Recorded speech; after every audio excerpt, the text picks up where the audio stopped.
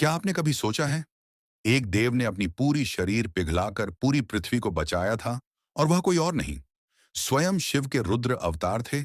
सतयुग के अंतिम चरण में पृथ्वी पर ऐसा विनाशकारी संकट आया कि जल का अस्तित्व ही मिट गया।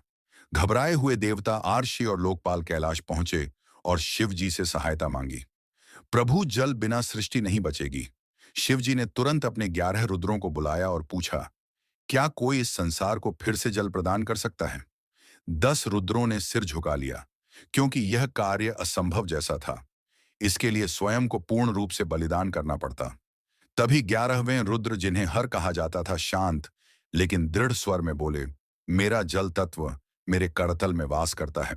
मैं पूरे ब्रह्मांड को पुनः जल दे सकता हूं, पर इसके लिए मुझे अपना शरीर गिलाना होगा।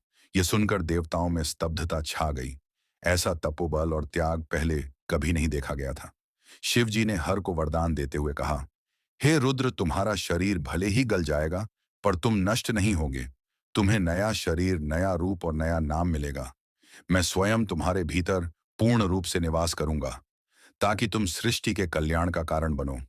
फिर हर ने अपना शरीर त्याग दिया, और उसी त्याग से नदियां पुनः बहने लगी, समुद्र भर गए, और जीवन फिर से धरती पर लौट आया। और इसी दिव्य जल से जन्म हुआ एक अद्भुत बालक का तेजस्वी महाबली शिवांश बजरंगबली। हनुमान। यह घटना सतयुग के चौथे चरण युग संधि काल में हुई मानी जाती है। जन्म के बाद शिवजी ने ही उन्हें वह मंत्र दिया जो आगे चलकर उनकी शक्ति का मूल बना, राम नाम का जाप। आगे चलकर त्रेता युग में पवन पुत्र हनुमान ने केसरी नंदन के रूप में जन्म लिया, और वे राम के भक्त बनकर उनके साथ छाया की तरह रहे।